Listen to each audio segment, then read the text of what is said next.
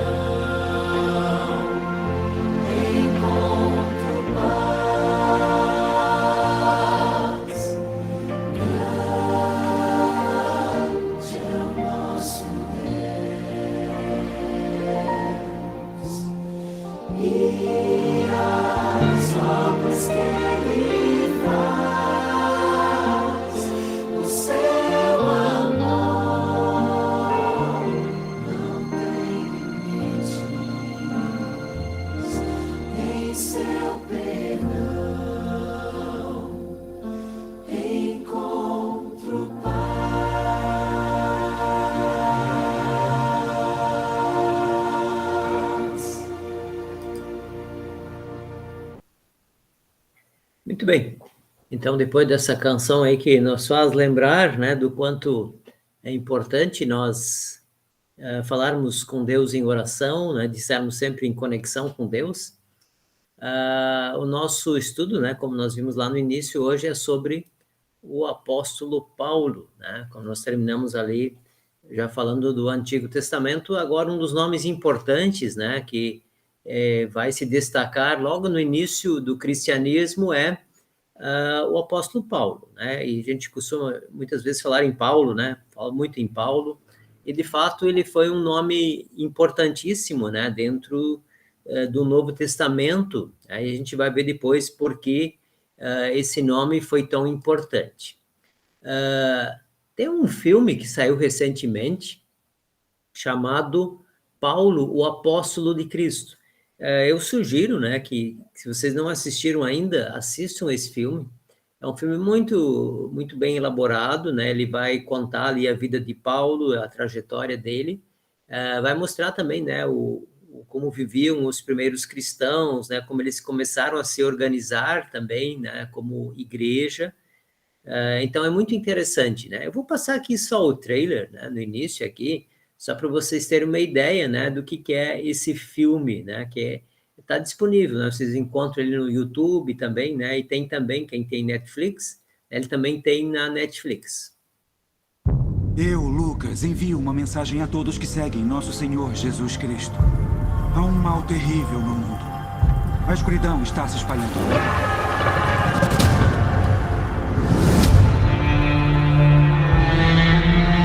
Eu sei que vocês estão sendo perseguidos. A fé está sendo testada. Eu sei que questionam o caminho. Mas eu vim a Roma para encontrar Paulo, para escrever a história dele, para trazer esperança, para trazer luz à escuridão atual. E para nos lembrar de como Deus transformou um homem odioso que mudará a história do mundo. Lucas, estou sonhando. Eu estou aqui. Roma está manchada com o sangue de nossos irmãos. Isso é o que acontece quando se confia em Deus. O povo está desesperado. Somos a única luz que resta na cidade. Não posso consertar a fé deles. Mas a sua fé pode inspirá-los. E arriscar que as pessoas vejam a mim como a Cristo. No dia em que eu vi sua pregação, meu Deus, eu vi Cristo em você. Há homens, mulheres e crianças que nunca vão conhecê-lo. É preciso haver um relato manuscrito dos seus atos. O que sabe de fato sobre esses cristãos? Estou preocupado com esses documentos. Temos que tirar isto de Roma. Acha que estamos planejando uma fuga? Uma única palavra minha e mando você para o Deus que quiser. Lucas! Eles reuniram homens para derrubar Roma. Com que fim? Justiça! Eles querem vingança. Não! Por que não? Amor é o único caminho.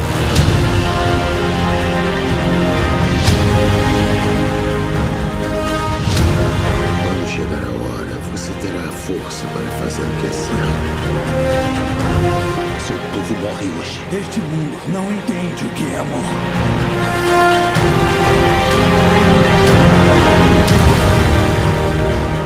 Onde aumentou o pecado, transbordou a graça.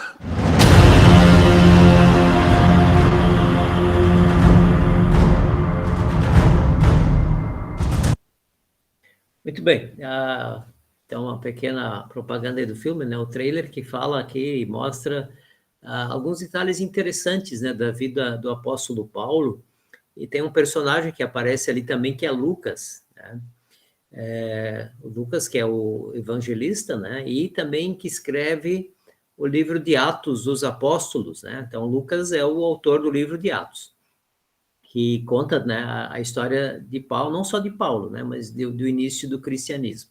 E é interessante que Lucas, né, ele era um médico, né, então ele não fazia parte ali dos discípulos, né, dos 12, né, era, na verdade, um que se agregou depois ali ao grupo, né. Mas ele, então, escreve o livro de Atos e conta a história de Paulo, né, que nós conhecemos. Paulo, então, como a gente também ouve, né, ali quando acontece a conversão dele, Jesus diz, né, Saulo, Saulo, por que me persegues? Então, Paulo é um nome romano de Saulo, né? Saulo era, na verdade, o nome dele original, né, dentro da língua dele, que era a língua hebraica, né? Que ele era judeu, tá? Por isso era chamado de Saulo, e depois simplesmente passa a ter o nome de Paulo, né? Que era um nome romano, né? Onde ele ia, então era mais fácil de ser identificado, né? Como Paulo. E a gente ouve sempre falar Paulo de Tarso, né? Tarso é uma cidade, né? Era uma cidade, na verdade, essa cidade existe ainda hoje, né? Que eu vou mostrar aqui. Então, a cidade de Tarso, onde Paulo nasceu, ela existe até hoje, tá? Então, aqui hoje é para ver uma figura dessa cidade moderna, né? Outra aqui uma parte antiga que tem um sítio arqueológico, né, de escavações, mas ali a outro lado aqui dá para ver uma cidade moderna até hoje na Turquia, né? Então é uma cidade que existe, né, com todos as coisas que existem em qualquer cidade nos dias de hoje, né? E no caso ali fica na Turquia, né? Então essa cidade onde Paulo nasceu. E aqui, voltando, né, ele, na verdade, era um cidadão romano, né, depois a gente vai ver por que isso é tão importante, né, ser um cidadão romano, né, ele era um judeu que já tinha circulado, né, em diferentes lugares também. O que se sabe de Paulo, né, é que ele foi educado em Jerusalém, por um rabino chamado Gamaliel. Por que esse detalhe é importante, né? Na verdade, Paulo, né, ou Saulo, como ele é conhecido lá no início, ele é nada mais do que um fariseu, né? A gente ouve falar muito dos fariseus, né? Fariseu era um grupo, né? Um grupo que era um grande observador da lei. Então, como sendo judeu, né, ele observava a lei como os fariseus faziam. É interessante isso, né? Se a gente pensar assim, Jesus ele se contrapõe muito, né, em muitos momentos em relação aos fariseus. E fariseu, né, a gente às vezes costuma falar assim, se a pessoa é um fariseu, né, justamente quando a gente faz referência a alguém que fala uma coisa e pratica outra, né? Então, era essa ideia também que havia dos fariseus aí no tempo de Jesus e também do apóstolo Paulo, né? Porque ele, na verdade, era o observador da lei, ele conhecia a lei profundamente, tá? O que mais se sabe dele, né? Que ele conhecia a cultura daquele tempo, né? Então, ele era uma pessoa que era uma descendente de uma família que tinha alguns recursos, né? Então, ele desfrutava de uma posição boa na sociedade, então não era alguém que vem, vamos dizer assim, a gente diria hoje assim, né? Classe média alta, né? Talvez isso a gente poderia definir o apóstolo Paulo, ele tinha boa condição social naquele tempo. E também possuía cidadania romana, ele era um cidadão grego, aliás, romano, né, que ele herdou do seu pai, né? Isso está lá em Atos 22, 28. Então, o que significava ser um cidadão romano? Né? Só para a gente lembrar, quem estava dominando o mundo daquele tempo eram os romanos, né? Então, por isso, assim, dentro daquele mundo onde os romanos dominavam, né, que quem conseguia essa cidadania romana era pouca gente, né? Talvez, não se sabe exatamente, né? Mas talvez de 15 a 25% no máximo, né? Das pessoas que conseguiam essa cidadania romana. Então, isso é um detalhe importante, por quê? Porque a cidadania romana, ela concedia alguns privilégios. E que privilégios eram esses, né? Um era a garantia do julgamento perante César, se exigido nos casos de acusação. Então, caso alguém fosse acusado, se ele tivesse a cidadania, ele tinha mais direitos, certo? E um desses direitos era que ele fosse julgado diante de César, ele podia exigir isso. Claro que isso significa o quê? Quem era cidadão romano tinha muito mais direitos do que as pessoas em geral. Ele tinha imunidade legal dos açoites antes da condenação. Então, era comum que alguém, quando fosse condenado, ele fosse açoitado, né? Apanhava, né, como se diz. E quem tinha cidadania romana estava imune. Então, ele não podia ser açoitado antes de qualquer tipo de condenação, né? Então, havia aí alguns direitos, né, que essa cidadania concedia. Ele também não poderia ser submetido à crucificação, a pior forma de pena de morte da época. A pena de morte dos romanos era a crucificação, tá? Isso era muito comum, que se encontrasse muitas pessoas que fossem condenadas e elas eram crucificadas, tá? Era muito comum isso, o que aconteceu com Jesus, né? Então, Jesus, quando ele é crucificado dentro da pena romana, né? Se aplica a pena romana, né, naquele contexto lá. Até porque os judeus, né, eles usavam o apedrejamento, né, como pena de morte, tá? Então, depois o apóstolo Paulo também vai passar por uma condenação, mas nessa condenação ele acaba não sendo crucificado, né? Então, é um detalhe importante aqui para a gente saber por que o apóstolo Paulo, no caso, não foi crucificado, porque ele era um cidadão romano e, por isso, ele não poderia ser crucificado. Mas a gente vai ver lá em Atos, né, Atos 7:58, quando ali no livro de Atos fala do início da perseguição aos cristãos, né, quando os cristãos começaram a ser perseguidos.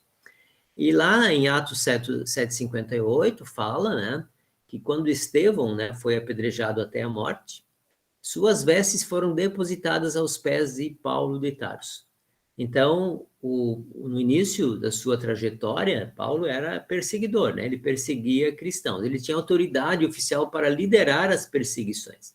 Então, além disso, ele era membro do Concílio do Sinédrio. Se a gente lembrar bem, né, o Sinédrio foi aquele grupo que condenou Jesus, né? Quando Jesus, um pouco antes de ser levado a Pilatos, ele passou pelo Sinédrio, que era um grupo das lideranças religiosas daquele tempo. Então, vejam que Paulo ele tinha um destaque importante dentro do contexto religioso, né? Dentro da religiosidade daquele tempo.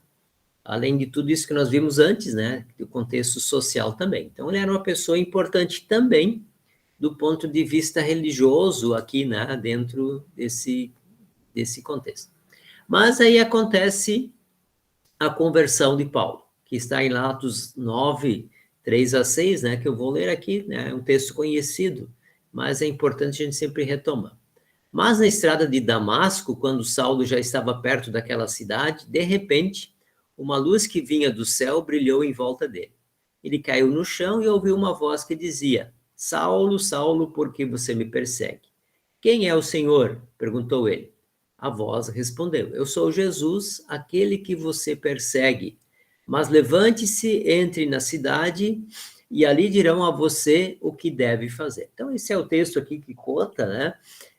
Aquele momento da conversão de Paulo. Literalmente, né, a gente costuma dizer assim que Paulo caiu do cavalo, né, porque ele de fato está indo a cavalo, né, e na entrada de Damasco é que acontece aquele momento da conversão dele, né, que depois, então, o livro de Atos nos conta esse relato, né, como foi. Então, ele ficou uns dias ali na casa de uma outra pessoa, né, até depois ele voltar, ele ficou cego por uns dias até voltar a enxergar novamente. E essa conversão, né, o que ela nos ensina, né? E é interessante a gente pensar sempre no sentido da palavra conversão. Conversão é mudança. Mudança de mente, mudança de atitude. A palavra, né, quando se fala em conversão e arrependimento, chama-se metanoia. Essa é a palavra. Metanoia significa mudança de mente, mudança de direção. E a conversão tem essa mesma ideia, né? Ou como a gente usa no trânsito, né, conversão à esquerda, quer dizer, retorno, né? Então você retorna, você pode converter, você sai, né, você muda a trajetória que você estava seguindo até um determinado momento. Então, Paulo passa por essa conversão. E essa conversão, né, ela muda o apóstolo Paulo profundamente. Né? Primeiro, ele respondeu ao chamado de Cristo. E a conversão, né, quando se fala na palavra conversão, ela tem esse sentido. Ele passou de perseguidor a pregador do evangelho. Então, aquele Saulo que antes perseguia os cristãos, agora ele vai e chega e passa a ser um pregador, muda radicalmente, né? Muda completamente a trajetória dele. Então, a mudança de vida, ela é total, ela não é pela metade, ela muda totalmente, né? E o Paulo muda completamente de atitude em relação àquilo que ele estava fazendo. E também é sempre importante lembrar que essa conversão que acontece ali, ela é feita através de Deus e Espírito Santo, né? Não é ele que se converte, não é nele que está esse poder. É uma conversão, dá para dizer assim, milagrosa, como toda conversão, na verdade, é. Né? Quando alguém passa a crer, é isso que se chama de conversão, ele passa a crer por causa da ação de Deus e Espírito Santo. Né? Não é uma força interior própria da pessoa para essa mudança de atitude. Então, ela sempre vem, né, como uma ação divina, é Deus agindo dentro de nós. E aqui, né, só para a gente ver, um mapa, a gente não vai olhar esse mapa, mas para a gente ter uma ideia, né, que o apóstolo Paulo, então, fez as chamadas viagens missionárias, né, mais ou menos durante 10 anos, ao que tudo indica, ele ficou, então, sempre fazendo essas viagens para levar a palavra e o evangelho de Cristo, né? Chegando até na Europa, né? Porque ele foi até Roma, né? Na Itália, enfim. Então, parece que chegou na Espanha também, né? Há alguns pesquisadores que dizem que ele chegou, inclusive, à Espanha, enfim, mas chegou à Europa, né? Então, a palavra de Deus chega à Europa através do apóstolo Paulo. Como eu falei antes, esse período ele abrangeu mais ou menos 10 anos, e aconteceu em 4 grandes províncias, né, que é na Galácia, Macedônia, Acaia e Ásia. Tá?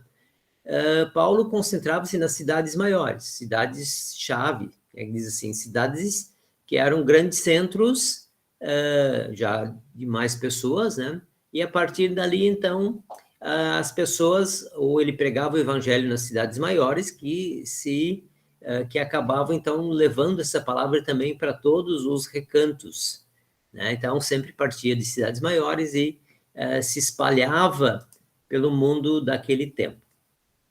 Algumas questões importantes, né, quando a gente fala que Paulo fez essas viagens todas, né? Como eu falei, né, ele trabalhava nos grandes centros urbanos, tá? Porque ali tinha mais gente, né? Então, como tinha mais pessoas lá, era lá que ele levava a palavra, e a partir de lá, então, o evangelho era semeado, e ali se formavam pequenos grupos, pequenas comunidades. É muito comum a gente ver, né, quando a gente lê as epístolas, né, sempre são cartas dirigidas, geralmente, a cristãos, né, de um determinado lugar. Então, assim, a gente vai ver, por exemplo, a carta de Paulo aos romanos, cidadãos de Roma, os cristãos de Roma. A carta de Paulo aos efésios, né, quem morava na cidade de Éfeso. Tá? A carta de Paulo aos gálatas, quem morava nessa região da Galícia, certo? E assim vai. Então, sempre ele se dirigia a um determinado grupo de pessoas em suas cartas, né? Então, assim, aos coríntios, né? Que ficava em Atenas, na Grécia. Então, ele sempre escrevia as cartas para esses cristãos, né? Depois que ele já tinha se ausentado, para que eles continuassem firmes na palavra. Uma outra coisa que ele fazia, né? Ele chegava num lugar, ele costumava pregar nas sinagogas, que era o lugar dos judeus, porque ali ele tinha já pessoas conhecidas e muitas vezes também não só os judeus, mas outras pessoas também frequentavam aqueles locais. Ele focava a sua pregação de que Jesus cumpriu o que estava lá no Antigo Testamento. Então, essa era a grande pregação de Paulo. Ele vinha falar que ele falava também do Antigo Testamento, mas ele mostrava sempre que Jesus cumpriu o que estava ali no Antigo Testamento. Isso que a gente fala até hoje, né? O Novo e o Antigo Testamento, quando Jesus cumpre, né, tudo que estava ali. Ele, na verdade, pregava isso, né? Pregava que Jesus veio para cumprir tudo isso. Ele percebia as características culturais e as necessidades dos ouvintes. Isso é uma coisa muito interessante, né? Quando a gente pensa assim, quando Paulo ia num lugar, ele tentava entender aquelas pessoas e levava o evangelho dentro daquela ideia mais próxima para as pessoas poderem entender, né, aquilo que ele vinha dizer. Então, para falar a língua do povo, né, vamos dizer assim. Tanto que ele usa num determinado lugar a expressão fiz-me de tudo para com todos, né? Quer dizer, ele tentava ser alguém daquele lugar para entender as pessoas e dessa forma ele poder levar a palavra da melhor forma. Mantinha o contato com as comunidades cristãs estabelecidas, né? Aquilo que eu falei antes. Então, ele mandava as cartas, ficava animando os cristãos, tirava dúvidas, né, também, muitas vezes, porque muitas dessas cartas, né, surgiram porque alguém tinha dúvidas. Às vezes tinha alguma dificuldade, até às vezes tinha grupos que pensavam diferentes. Então, ele escrevia essa carta justamente para que eles entendessem exatamente o que significava. Ele também estava atento às desigualdades presentes na sociedade de sua época. É muito comum a gente ver ali no Novo Testamento, nas cartas, que ele pede doações para cristãos de um determinado lugar. E os cristãos faziam muito isso, né, de mandar, de juntar recursos, né, geralmente em dinheiro, por causa da distância também, né, mas quando era próximo, né, era dentro da sua comunidade, eles se auxiliavam mutuamente, também nas suas necessidades materiais. Então, isso era muito comum também, Paulo ter um olhar para isso. E por isso ele solicitava que as igrejas mais prósperas auxiliassem os mais pobres, né? Então, as comunidades mais ricas, né? E tinham comunidades mais ricas, né? Por exemplo, a comunidade em Roma era uma comunidade com muito mais condições financeiras do que em outros locais. Então, ele orienta justamente essas comunidades para que ajudem as mais fracas, né? Do ponto de vista material também. Para finalizar, né, essa parte aqui das viagens, né, o resultado das viagens missionárias do apóstolo Paulo foi extraordinário. O evangelho se espalhou consideravelmente. Estima-se que perto do final do período apostólico, o número total de cristãos no mundo era em torno de 500 mil. Apesar de esse resultado ter sido fruto de um árduo trabalho que envolveu um enorme número de pessoas, conhecidas e anônimos, o obreiro que mais se destacou nessa missão certamente foi o apóstolo Paulo, né? Então, não há dúvida de que o grande nome, logo no início do cristianismo, o nome de destaque, claro que os outros discípulos fizeram o seu papel, não há dúvida disso, mas o grande nome, sem dúvida, foi o apóstolo Paulo, né, com as suas viagens e com todo o desenvolvimento das cartas, enfim, né? Então tudo isso contribuiu muito para que o cristianismo se expandisse, né, e se estabelecesse também nesses diferentes locais. Muito bem, então essa é a nossa parte inicial aqui do apóstolo Paulo, já bem rapidamente, assim, né, um panorama, né, um pouco da vida dele, enfim, né, da importância que ele teve também para o início lá do cristianismo. E, ao mesmo tempo, né, sempre para a gente refletir e pensar como isso, de alguma forma, nos afeta hoje, ou que a gente pode aplicar para a igreja de hoje, a partir disso tudo que a gente aprende do apóstolo Paulo. O que nós podemos aprender para a nossa igreja de hoje em relação a isso que nós vimos do apóstolo Paulo?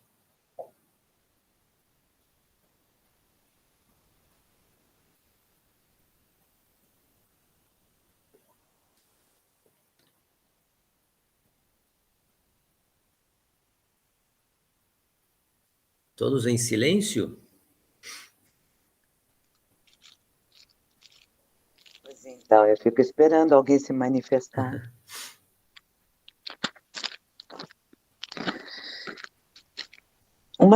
Pastor, uma das coisas assim que a gente vê na história, e, e são coisas assim que, de certa forma, nos fortalece, né, nos tempos atuais, que Saulo, ele era de descendência, digamos assim, poderosa, né, renomada, com posses, né, tinha uma herança genética também, né? Também.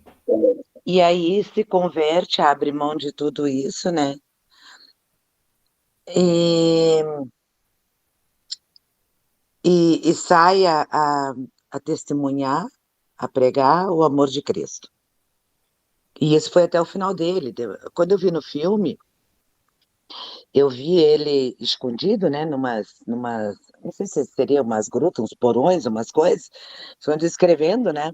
Ele já estava velho, barbudo, cabeludo, escrevendo as cartas e tudo. É isso, né? Acho que eu não estou errado. Algumas das cartas ele escreve da prisão, né? É. Aquele, Então era prisão aquilo, era anotou prisão, que só era que prisão. era para baixo, assim, tipo um porão, né? Era uns porão, né? Eu Isso. via muita pedra, assim, né? A gente via Isso. muita parede de pedra. E ele escrevia ali. Então, isso são as lembranças que eu tenho, assim, do filme, né? E nunca, digamos assim, nunca esmoreceu naquela fé dele. E isso a gente vê, e a gente teve a oportunidade de ver, assim, de pessoas que a gente teve o testemunho, teve a vida cristã assim na nossa frente, de pessoas que teve tanta batalha, que lutou tanto, tanta dificuldade, cada um com a sua dificuldade, né? E a dificuldade da gente sempre ela é a maior de todas, né, pastor? Porque ela depende da gente resolver, ela depende da gente superar. Então ela sempre vai ser a maior de todas. E a gente teve essa oportunidade assim de conviver com pessoas, né? E que nunca assim, desistiram de Deus, assim, nunca, pelo menos visivelmente, né, que nem eu disse, com a demonstração, assim, das suas atitudes, que eu acho que a fé, fica demonstrada em atos, né, no seu dia a dia, eu acho que é isso, e atos também são falas e essas coisas todas, né, eu acho que é assim que o cristão mostra mais o que ele tem de bom, de vida cristã e coisa.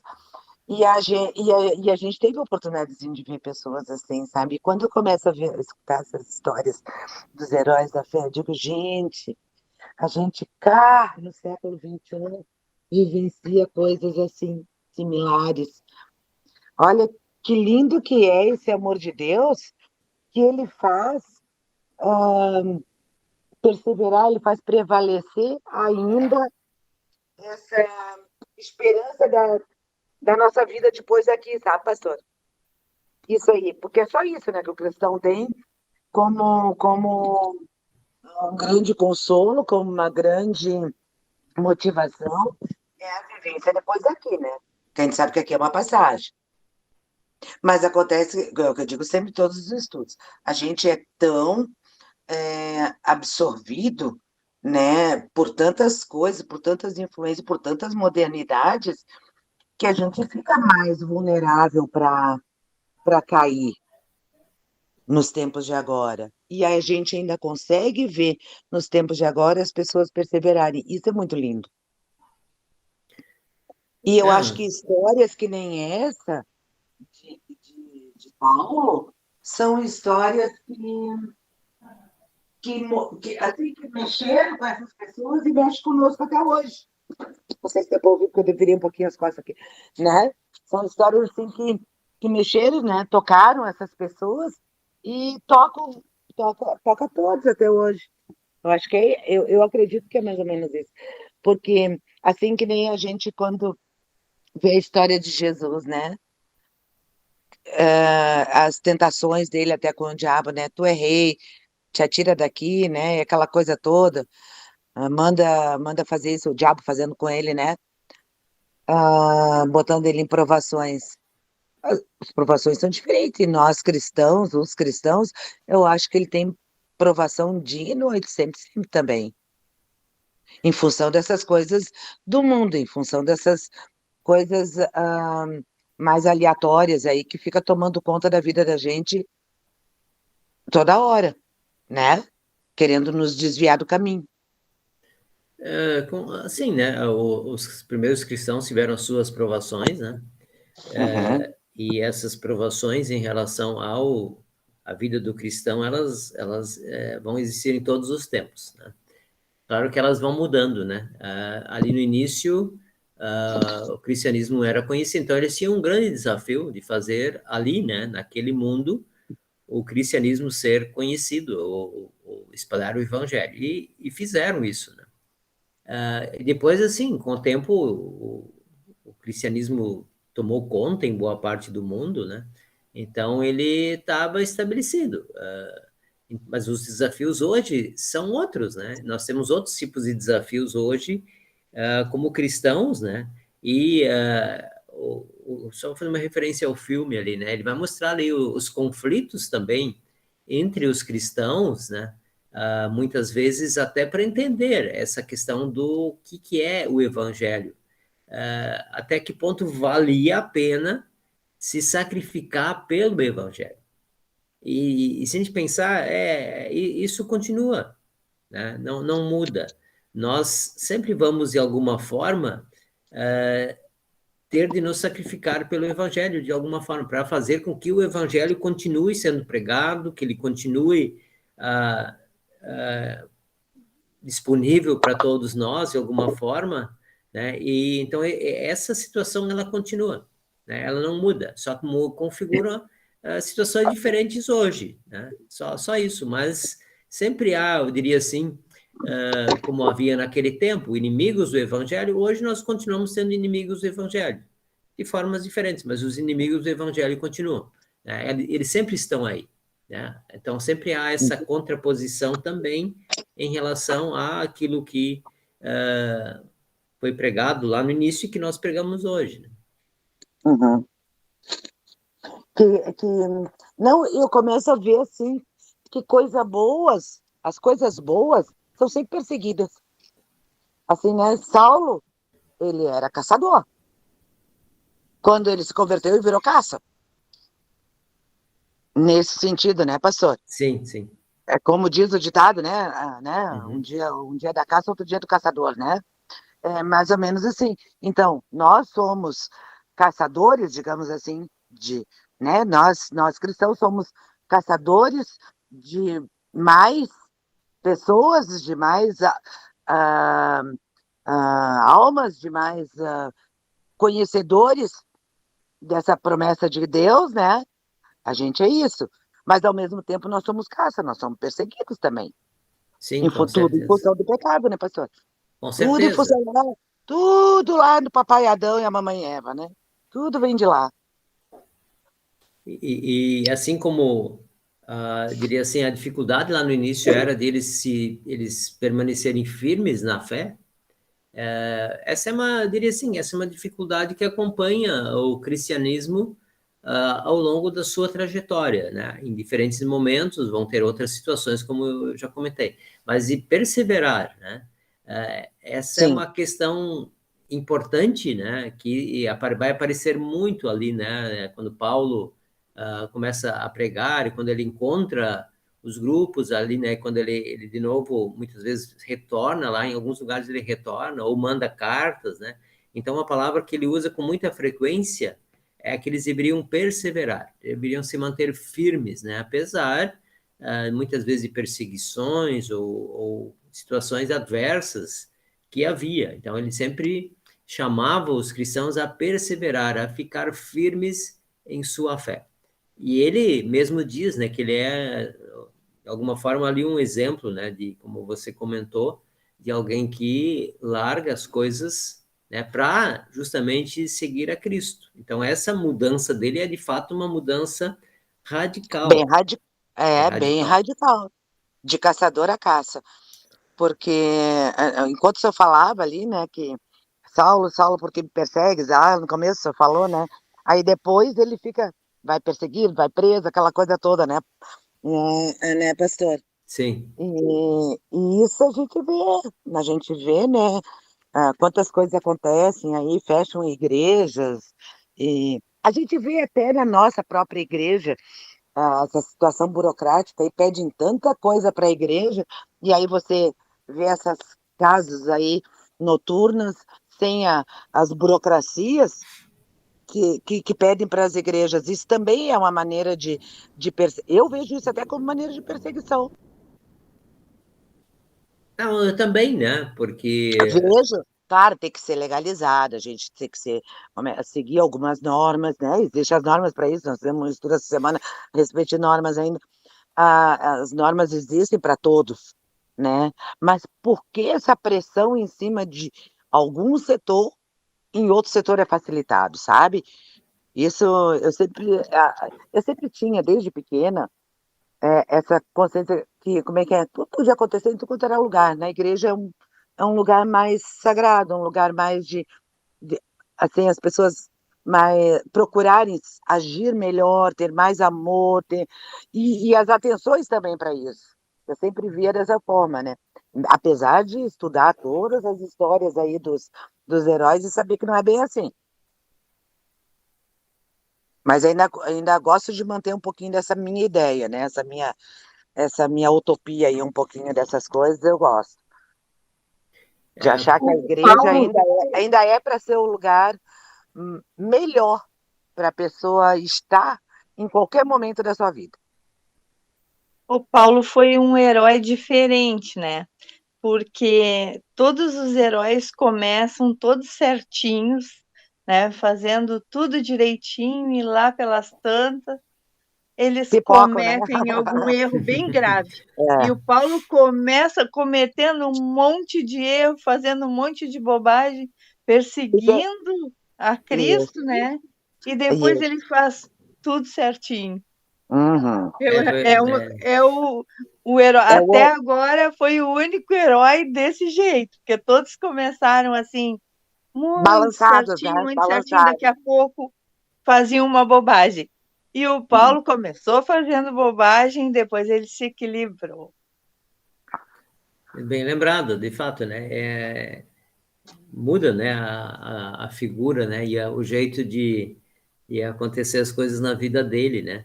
Mas uma outra coisa que eu queria também, né? Assim, que a gente tem que sempre lembrar, quando se fala, né? Em perseverança, e que bom que nós temos ainda a palavra de Cristo em nosso meio, mas nós temos em muitos lugares já, né?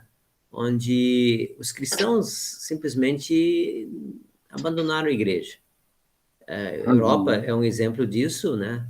De que as igrejas viraram museus, outras áreas para outras finalidades, né? Tem uma Uhum. até que eu não sei onde é que foi, eu vi esses dias que virou um pub, né? Num lugar. Aham. Porque as pessoas não vão mais, né? Então, isso que a gente viu ali no início, de toda essa dificuldade, né? Também a gente percebe hoje em muitos contextos de que parece que não se valoriza mais o evangelho, né? Parece que ele perdeu o significado para muitas pessoas, né? E esse é sempre um risco que existe, de que devemos estar muito atentos, né? De que esse evangelho, né? Que tudo que Cristo fez, que a gente fala aqui de Paulo, que foi um dos primeiros, né? E depois tantos outros que vieram depois e continuaram pregando, é para a gente se manter sempre muito atento a isso, né? Porque de fato pode chegar naquilo que é hoje a Europa, né? As pessoas têm assim, ou se denominam, identificam como igreja, mas como uma questão cultural, não como uma questão religiosa, né? Será que a gente não vai voltar aos tempos antigos, pastor?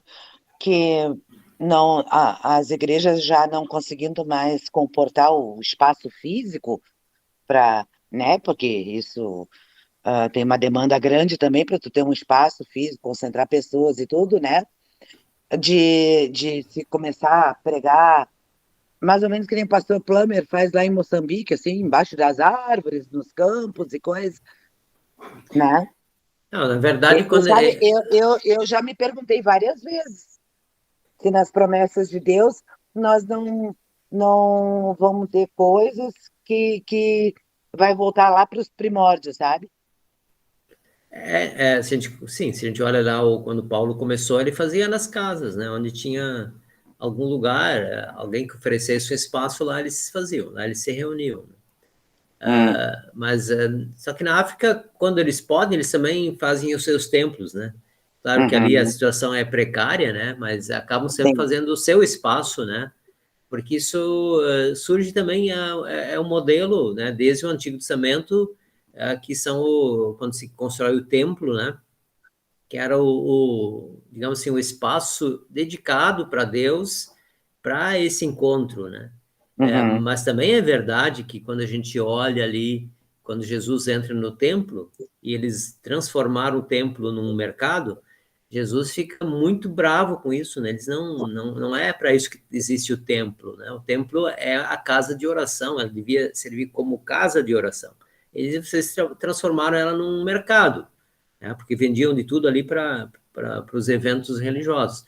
Então, o templo em si, né, ele existe justamente como um lugar de adoração, né? Claro que a gente pode adorar a Deus em qualquer lugar, né? Mas o templo, ele é sempre uma forma também de confissão de fé, dá para dizer assim, né? Porque ele é público ali, né? E mostra uma identidade também, né?